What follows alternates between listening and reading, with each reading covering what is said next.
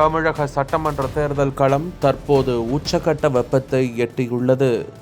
தேர்தல் தேதி அறிவிக்கப்படுவதற்கு இன்னும் 2 மாதங்களே உள்ள நிலையில் தமிழகத்தின் பிரதான கூட்டணிகள் தங்களது பலத்தை நிரூபிக்க மல்லு கட்டி வருகின்றன. இந்த சூழ்நிலையில்தான் வரும் ஜனவரி 4ஆம் தேதி மத்திய உள்துறை அமைச்சர் அமித்ஷா தமிழகம் வரவிருப்பது அரசியல் வட்டாரத்தில் மிகப்பெரிய எதிர்பார்ப்பை ஏற்படுத்தியுள்ளது. அமித்ஷா வருவதற்கு முன்பாகவே கூட்டணி மற்றும் தொகுதி பங்கீடு என்ற மெகா வேலையை முடித்துவிட டெல்லி மேலிடம் கங்கணம் கட்டிக்கொண்டு இறங்கியுள்ளது.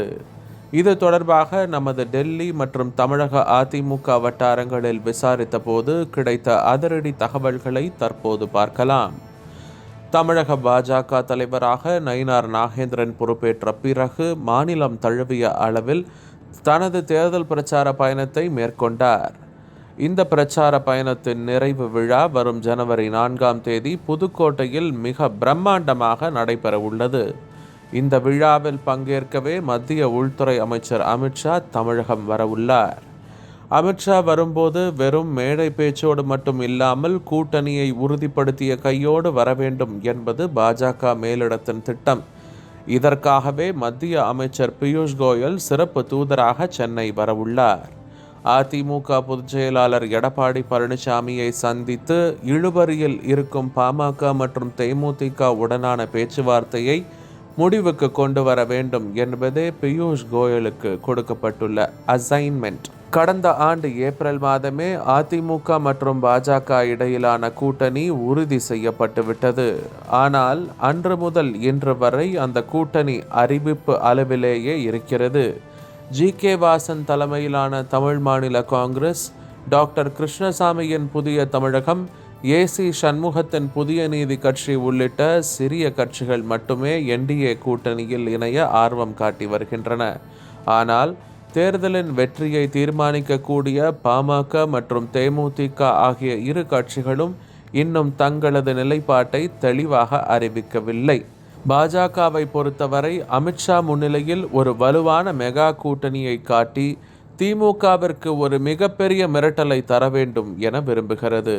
ஆனால் எடப்பாடி பழனிசாமியோ அவசரம் வேண்டாம், பொறுமையாக காய்களை நகர்த்துவோம் என்ற மனநிலையில் இருக்கிறார்.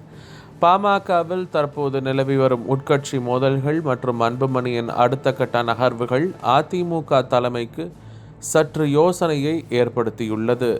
அதேபோல தேமுதிகவின் நிலைப்பாடுதான் தற்போது டெல்லிக்கும் சென்னைக்கும் இடையில் இருக்கும் மிகப்பெரிய புதிராக இருக்கிறது.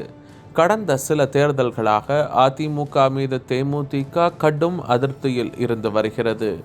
எடப்பாடி பழனிசாமி தங்களை சரியாக மதிக்கவில்லை என்பது பிரேமலதா விஜயகாந்தின் ஆதங்கமாக இருக்கிறது. இதன் காரணமாகவே வரும் ஜனவரி 9ஆம் தேதி கடலூரில் நடைபெறும் தேமுதிகவின் மாநாட்டில் தங்களது கூட்டணி முடிவை அறிவிப்போம் என பிரேமலதா கூறினார். அந்த மாநாட்டிற்கு பிறகுதான் தேமுதிக எங்கு செல்லும் என்பது தெரிய வரும். ஆனால் அதற்கு முன்பாகவே, அதாவது ஜனவரி 4ஆம் தேதியே அமித்ஷா வருகையின் போது ஒரு தெளிவு கிடைக்க வேண்டும் என பாஜக துடிக்கிறது. எடப்பாடி பழனிசாமி ஒரு சாதுரியமான அரசியல்வாதி. கூட்டணி பேச்சுவார்த்தையை முன்னதாகவே தொடங்கிவிட்டால் கூட்டணி கட்சிகள் அதிக தொகுதிகளை கேட்டு அதிமுகவிற்கு அழுத்தம் கொடுக்கும் என அவர் கணக்கு போடுகிறார். கடைசி நேரத்தில் பேச்சுவார்த்தையை நடத்தினால் அதிமுகவின் நிபந்தனைகளுக்கு கூட்டணி கட்சிகளை பணிய வைக்கலாம் என்பது எடப்பாடியின் வியூகம். குறிப்பாக தேமுதிகவின் வாக்கு வங்கி குறையவில்லை என்பதை எடப்பாடி உணர்ந்துள்ளார். இதற்காகவே சமீபத்தில் நடைபெற்ற மறைந்த கேப்டன் விஜயகாந்தின் குரு பூஜையில் எடப்பாடி பழனிசாமி நேரில் கலந்து கொண்டு அஞ்சலி செலுத்தினார். இது தேமுதிக தொண்டர்கள் மத்தியில் ஒரு மென்மையான போக்கை உருவாக்கியுள்ளது. விஜயகாந்த் குடும்பத்தோடு இருக்கும் கசப்புகளை மறந்து அவர்களை அரவணைத்து செல்ல எடப்பாடி விரும்புகிறார். ஆனால் அது ஜனவரி 9ஆம் தேதி மாநாட்டிற்கு பிறகுதான் சாத்தியமாகும் என அவர் கருதுகிறார். அதிமுக பாஜக கூட்டணியில் நிலவும் இந்த இழுபறி திமுகவிற்கு சாதகமாக பார்க்கப்படுகிறது.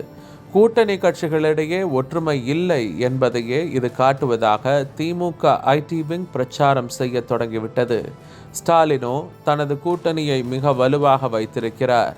இந்த சூழலில் எதிர்க்கட்சி கூட்டணி சிதறி கிடப்பது திமுகவிற்கு தெம்பை கொடுத்துள்ளது.